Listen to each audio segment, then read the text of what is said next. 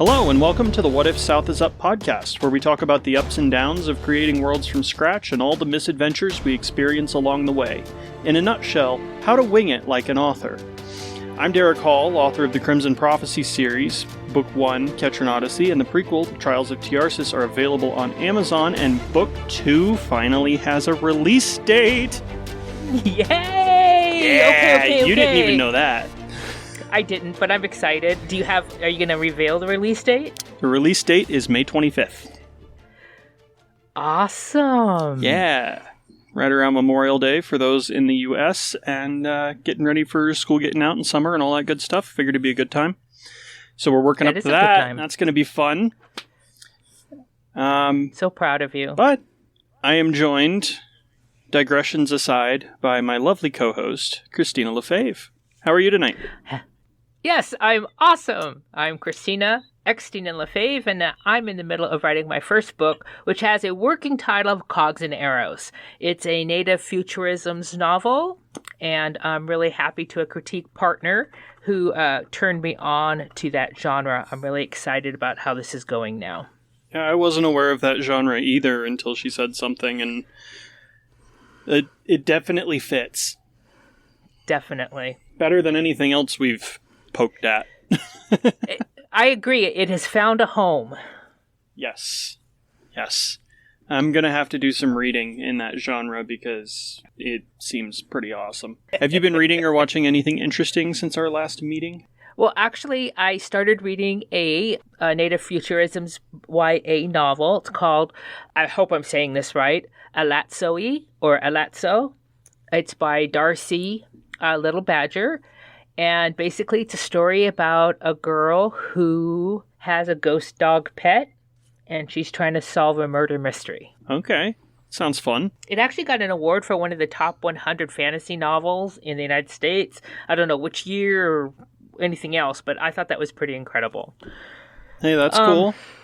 Yeah, it's pretty cool. It starts off with a bang, and it explains nothing, and it just keeps going. And so that's been interesting. I'm watching really nothing exciting. I'm working on several different critiques right now. I have several different friends that are asking me to read and help them with their novels and their beta copies and stuff like that. So I just really haven't had time to watch anything exciting. So what about you? You got anything exciting going on? Not particularly. Nothing particularly new or different. I am still reading He Who Fights with Monsters, Book 8. I'm almost done. I should actually finish it tonight. Like 96% done. And that's been really good. Slower than some of the others, but really good and really enjoyable. As far as watching, I got through the first season of His Dark Materials. I know I mentioned that last time, but I actually finished the first season and started the second one. They did a really good job. They did a really, really good job. It's extremely CG heavy. Yeah. But if you just chalk it up to art style, you would never notice. They did such a fantastic job blending the effects with everything else. It's beautiful. Did you mention this last time? Because I don't even remember that at all. I didn't mention that, but I did mention that I was watching it 3 years late. Oh.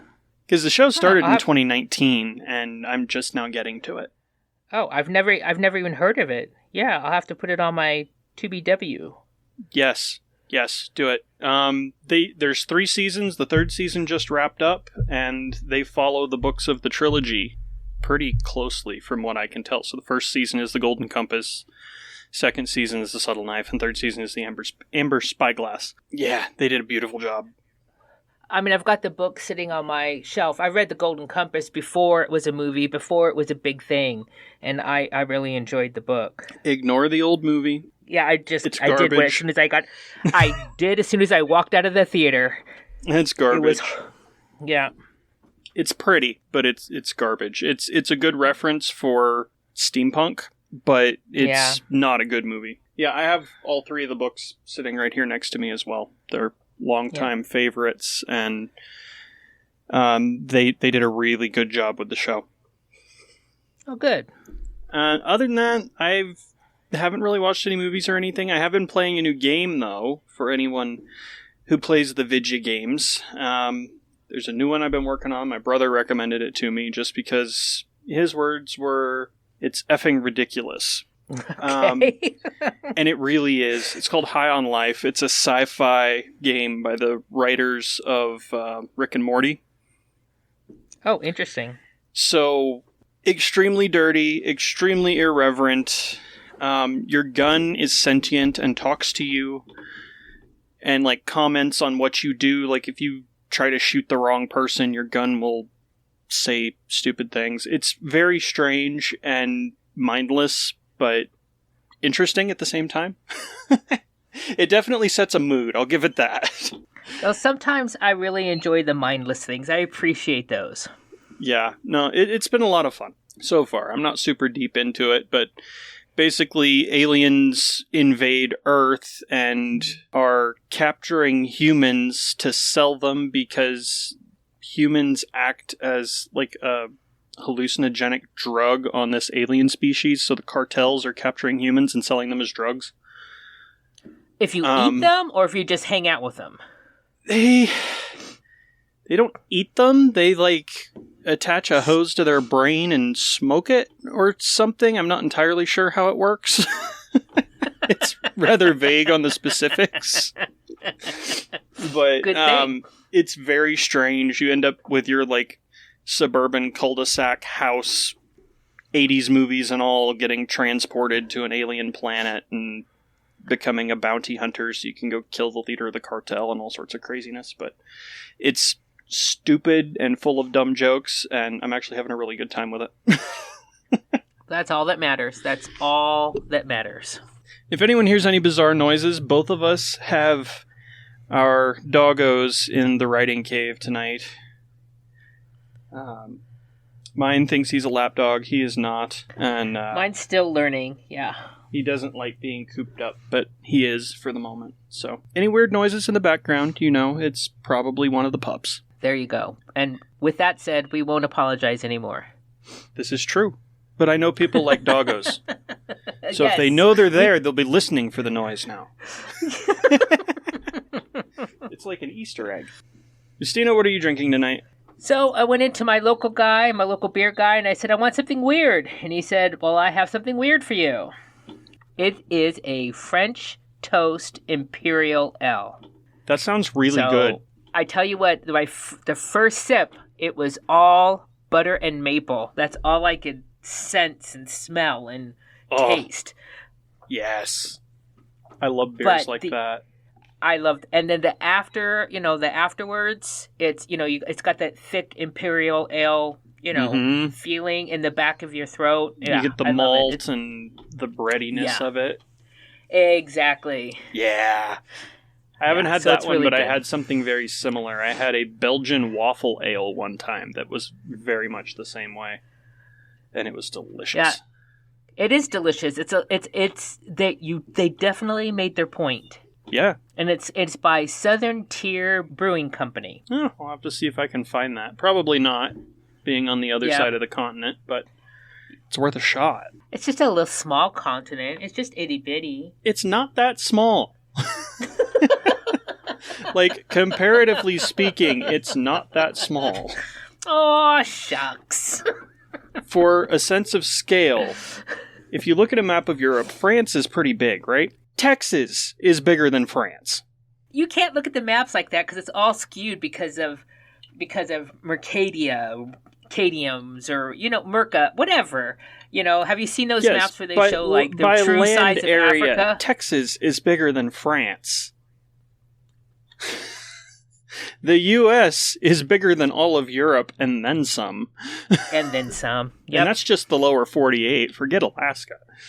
Forget Alaska, exactly. Small continent, please. Just itty bitty.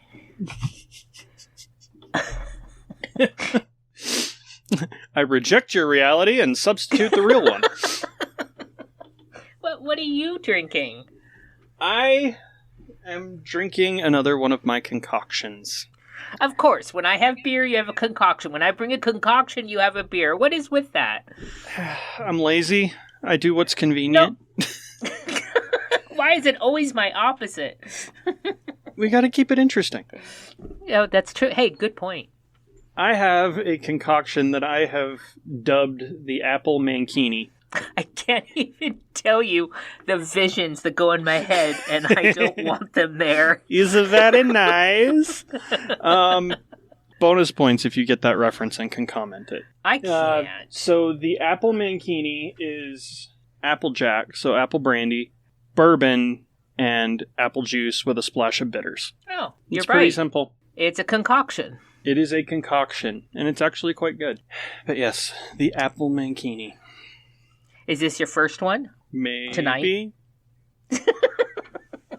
It's already half gone, so we should hurry up. Okay, let's get going. Do you have a darling? I do have a darling. I was having trouble finding one because I've spent a lot of time just throwing words on the page lately, just trying to get my... just trying to get through some scenes. You know, so nothing's pretty. Everything's pretty ugly on the page right now. Yeah. But right now, I was able to pull this one little beaut out, and it is Sheesh. Who wet your boots this morning? I have a different wording for that, but it would not be genre appropriate. Which is yes. Mm-hmm. Yeah, that's a trying to keep it low key. Hell of a way to say it. All right, well, I've got one too. Of course you do. My drafts are very brain puke. This is definitely from a draft. But I love this character. He's unendingly sarcastic, and I appreciate that about him. The line is, "Yes, of course. How could I forget the pivotal role of wait here and be ready for trouble?" I'm sorry, but that sounds like my life. That is my life. What are you talking about? Just wait, Xtina. Trouble will show up. Don't worry.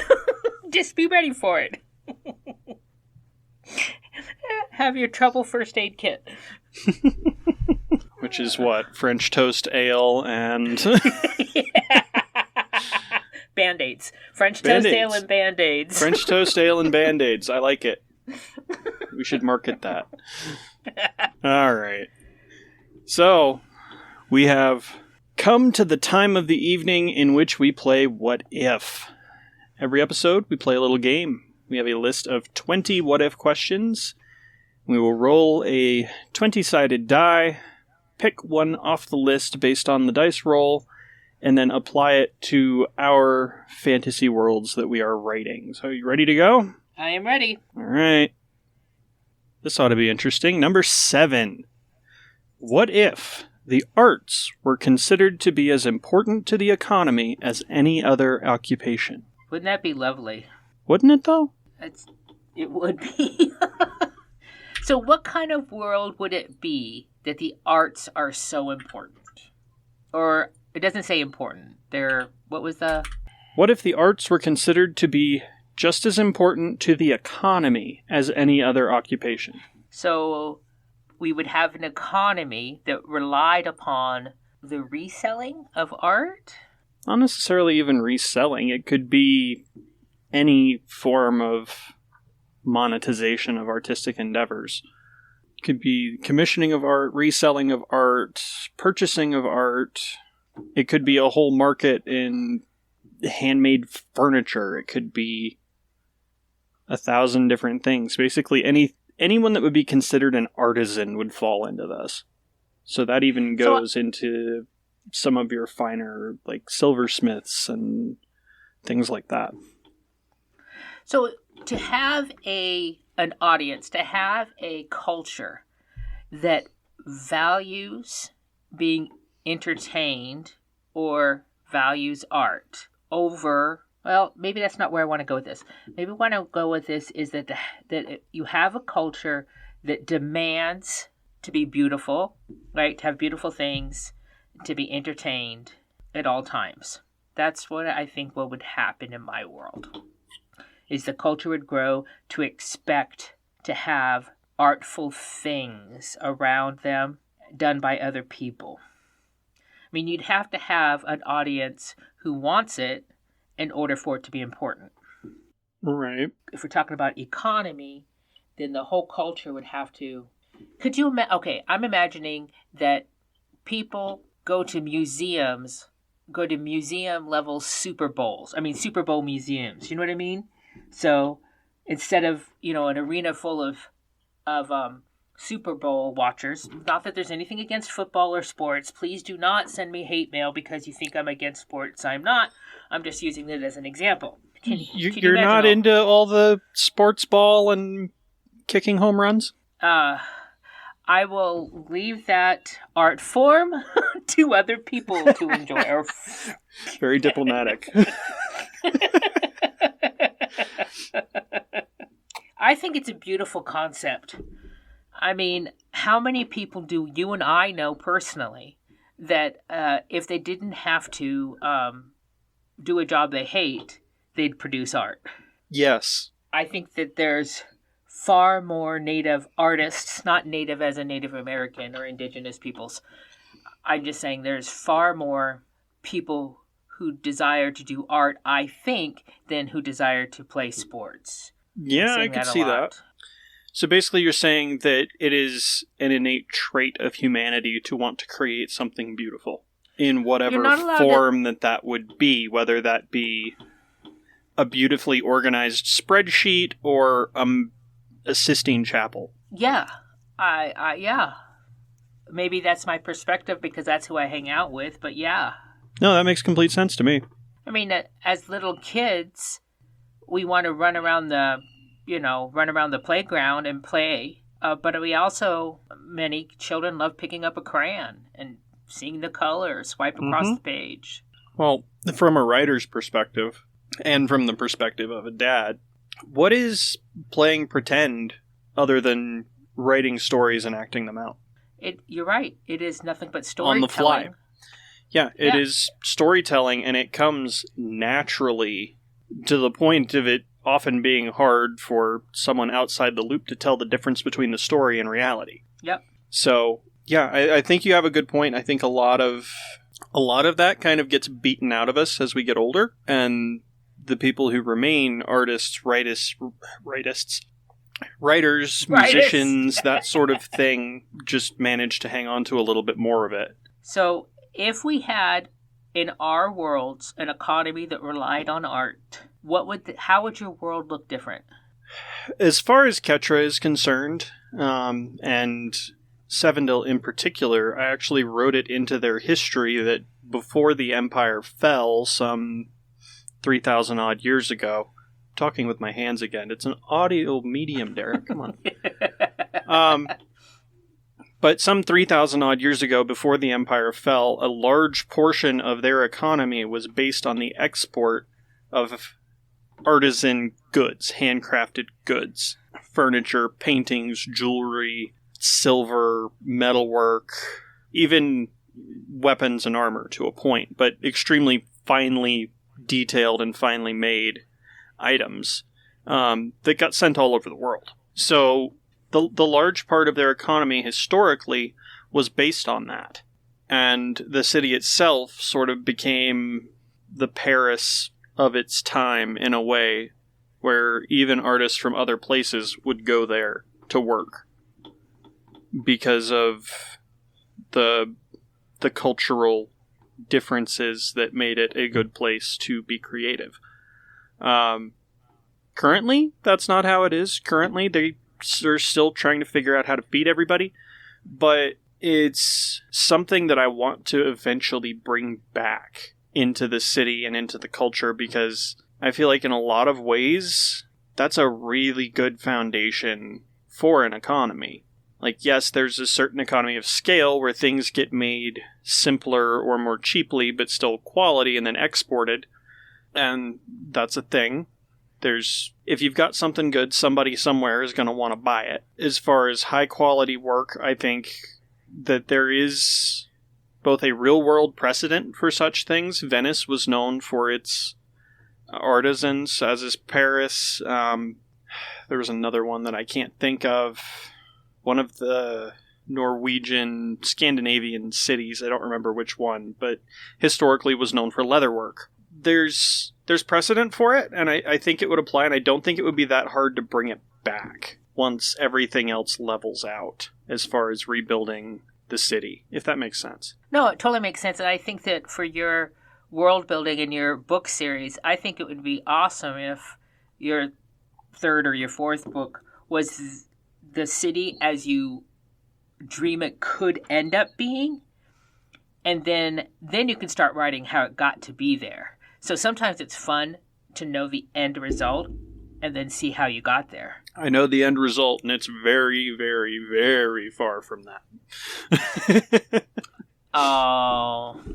I've only got one more book to write before I hang Ketra on a peg for a while and move on to something different.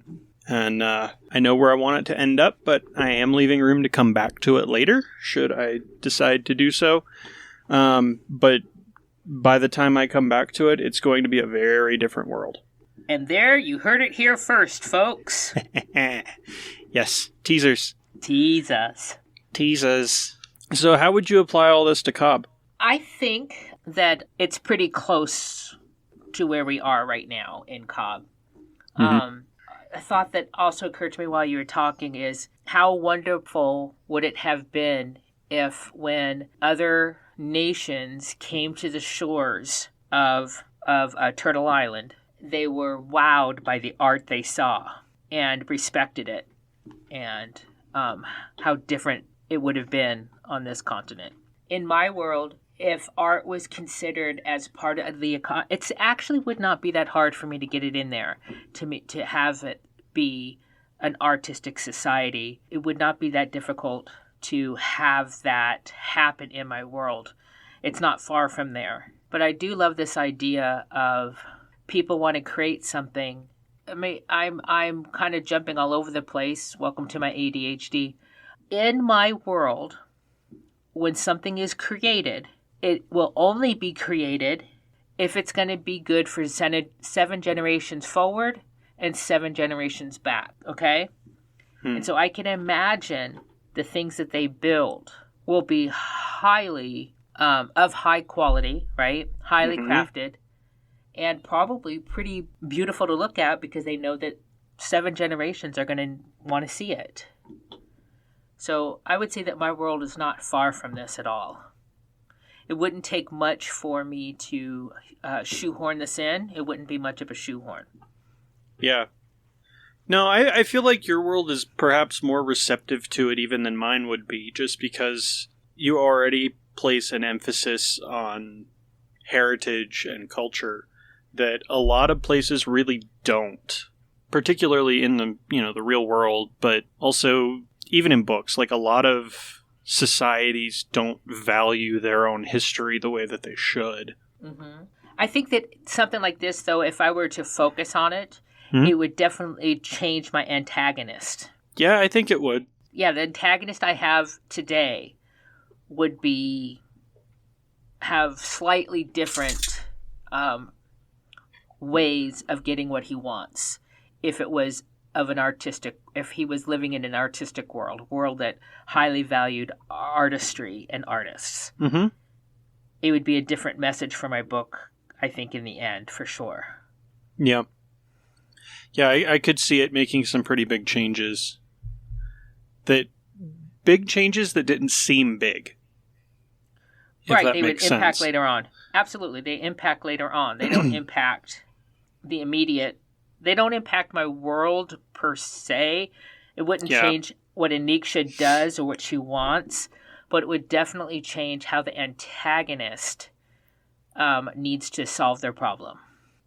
Going back to the whole, it used to be very art-focused in my culture. My fictional culture, the land of Ketra. Specifically, Sevendil used to be extremely art-focused. Early on in Ketran Odyssey, Book 1, I have a scene where my main character, Inara, wants to be able to see her back. She's been injured, and morbid curiosities, like scratching at a scab, you want to see your injury. It's just a thing. I don't know if everybody's like that or if I'm just weird, but she wants to see her back. I get it. Yep. And a couple of her friends go and, air quotes here, borrow a mirror from one of the big estates in town for her to use. That mirror was made in Sevendil thousands of years ago. It's an antique. It's finely crafted. It's been around for, however long. And she actually takes particularly close note of how distinctive and well made it is. It doesn't necessarily detract from it that it's enchanted, but she takes particular note of it, knowing nothing of its history, and then later finds out that it was made in the city that she eventually ends up ruling. So it's just an interesting little piece of history that kind of gets woven into things, but it also goes to show the impact of something like that. Even if it doesn't last forever, objects can last a very long time and have stories attached to them and memories attached to them and emotions attached to them that can far, far outlast the person who made them or where they came from. That's a good point. So if you're dealing with a culture that is heavily invested in the creation of objects that tell a story, that serve a purpose, that would be considered art, you're going to have a lot of heirloom quality pieces that will outlast the maker or original owner by centuries. And they're going to be around for a really long time. So, we have museums full of cool stuff, but nobody gets to touch it, nobody gets to deal with it because it's super rare and there's only 2 of these in the world and one's in the Louvre and one's in the Met or whatever. And if the culture is focused on that, things wouldn't be quite as rare because the items, however mundane in use they might be, would be valued and protected. I think that would be wonderful. It would be, wouldn't it? Now, in a society like that, do you think there would be Elvis-level artists? Really? You went straight to Elvis? I did. I went straight to Elvis. Thank you very much. It's a late night. It was all I could come up with. Leave me alone. Applying the term artist more broadly into music and that sort of thing, potentially, but depending on the level of technology, preserving their work would be a lot harder. So, your world, I believe, has, a gramophone or something similar. Yep. It could be done. My world does not. Yep. You have the random guy with a lute or a mandolin or whatever thing he can strap across his back as he goes from town to town. So the guy that plays the instrument isn't gonna, his legacy isn't gonna be live as long as the guy that wrote the music. Correct. But every time random bard plays Jailhouse Rock, it's going to be a little different. It's going to sound a little different. It's going to have a slightly different energy. People are going to learn the song differently all over the world. And in a way, it's an oral tradition, and you will end up with variants depending on where you go. Everybody might know Jailhouse Rock, but some people are going to know the Weird Al version, and some people are going to know the real version.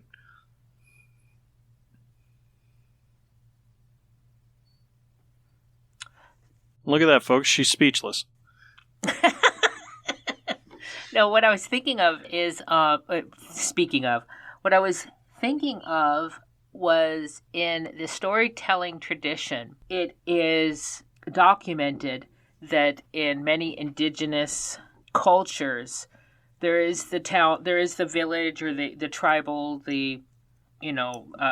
local storyteller, and their job is to memorize the story perfectly, and not to embellish and not to change it at all. And that's their talent, is that they can remember the stories perfectly so they can teach the next person. Mm-hmm. I get the whole idea of Jailhouse Rock changing based on who's singing it and based on where they're from and where they live.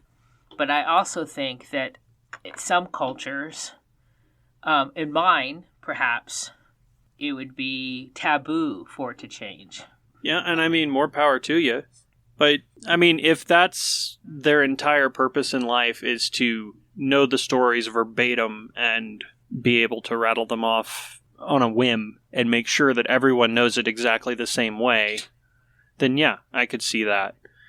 But in the case of the traveling bard, not being able to actually record an original artist like, you know, Sir Elvis of Memphis, and okay, yeah, maybe he's amazing, but not everybody's going to be able to go to Memphis or wherever and hear him. So people are going to take his songs and spread them around. And an example that just occurred to me, because pop culture and America and all of that, how many different versions of the national anthem have you heard? Yeah.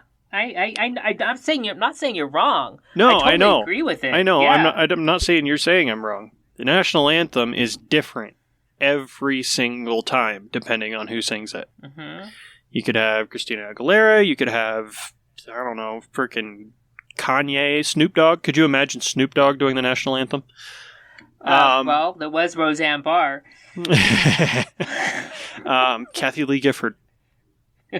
There's one for you. I have heard her sing the national anthem. Or in the case of the Super Bowl a few weeks ago, it was Chris Stapleton, when I think he did a fantastic job, but I'm partial. I love his voice. But yeah, it's different every single time. So it'd be the same sort of problem with music.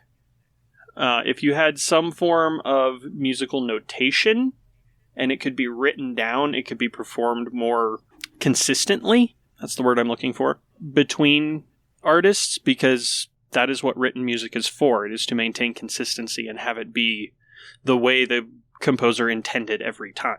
But with a vocal performance, that's a little bit harder. I don't think that you think I'm wrong. I'm just elaborating because something came to me. No, ditto. I'm trying to process all this and come up with a good answer for all our podcast listeners. Woo! All 10 of you. You know who you are. Ultimately, to answer the question, I think how it would affect my world the most is how my antagonist chooses to destroy the world. Yeah, no, I would agree with that. I think that would probably be the largest overall effect, other than perhaps the everyday mundane objects getting more elaborate, if that makes sense. If art is valued, people are going to try to dress things up. That soup ladle is going to have, a bear carved on the handle or whatever. I don't think it would make a huge difference other than to affect how everyday objects would be perceived. In either case, your world or mine. Because if art is valued to that level, even average Joe with a whittling knife is going to dress things up a little bit here and there. Not a particularly earth-shattering concept, but interesting nonetheless. It kind of is earth-shattering in IRL, in real life, that you and I do not have to be drones. We could be artists only, and that would be effing earth-shattering. That'd be great, wouldn't it? No. Yeah. I've been trying to do the artist thing for 20 years, and it has not worked out. I'm right there with you, buddy. I finally gave in about 8 years ago and said, okay, this is what I really, really, really, really want to do, and I still haven't been able to do it, so... Yeah. Well, every time I start to get going good, I end up moving, or something happens, and I have to take a break, and then I lose all my progress, and it's a pain in the ass. Yep, life kicks us in the ass. This capitalism kicked me in the ass. Yeah, it'll do that. Can we make that a bumper sticker? Please do. We'll start a what if merch shop. Oh, let's do that. Capitalism kicked me in the ass. We'll have to have, so the first time we have our what if table at whatever conference we have to have our merch. Definitely. Right. Yes. We'll have to pull some good quotes and make t-shirts or something. Whales balls. Whales balls. Flying squirrels. Yep.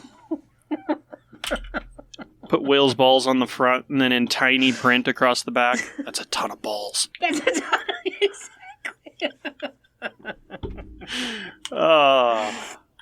If you are interested in What If South is Up merch, please let us know. Tell us what we need to do. Yes, if you would like us. to give us your money, let us know. We will happily accept. We won't say no. No, we will not say no. But I think that's going to about wrap this one up. We're getting very far off topic. Very far, yes. We went from artists to whale's balls. So I am Derrick Hall. You can find me on the internet at derrickhallauthor.com and on most of your socials at dhallauthor. My books are available on Amazon, and like I said, book 2 is releasing May 25th, and I will update with the cover reveal date once I have that finally set. It will be well before then, probably sometime in March.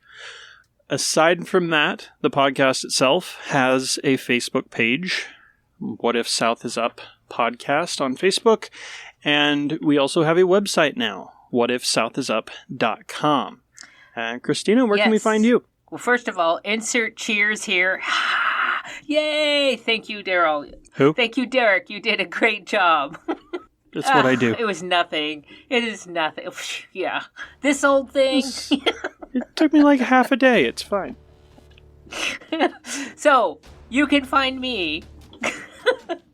You can find me at uniquelyxtina.com. Uniquely Xtina on TikTok, Uniquely Xtina on Facebook, Uniquely Xtina on Instagram, and all the things. You might be able to find me on Uniquely Xtina, even Spotify, for goodness sake. And if you go to my Spotify, you'll see that I have some playlists for dogs. I don't think we needed to know that. So my puppy doesn't feel too alone when I'm at work. Doing the capitalistic thing I have to do instead of art. Right. Well, I have it a little bit easier. I work for myself, so I'm home most of the time. I married the wrong guy. My guy likes me to blue collar it or white collar it or whatever. He just wants me to collar it. Grayish collar. Yeah, just go to work, Xtina. Just go to work. All right. Thank you, everyone. This is fun. Made me think, made me cry. I want to add one more thing. Okay. Our guest from last episode, Meg Lindsay, if you were around for Paper Dragons, has released her novel. It is available on the Mithril app and is entitled A Tapestry of Fates. So if you enjoyed listening to us ramble with Meg last time, please go and read that. Throw her a little bit of support. It's a cool app, too, and the best thing about it is the authors are on there as well, so you can actually talk to the author and ask questions and all sorts of fun stuff. So, just wanted to plug that because she's been a good friend and we really enjoyed having her around.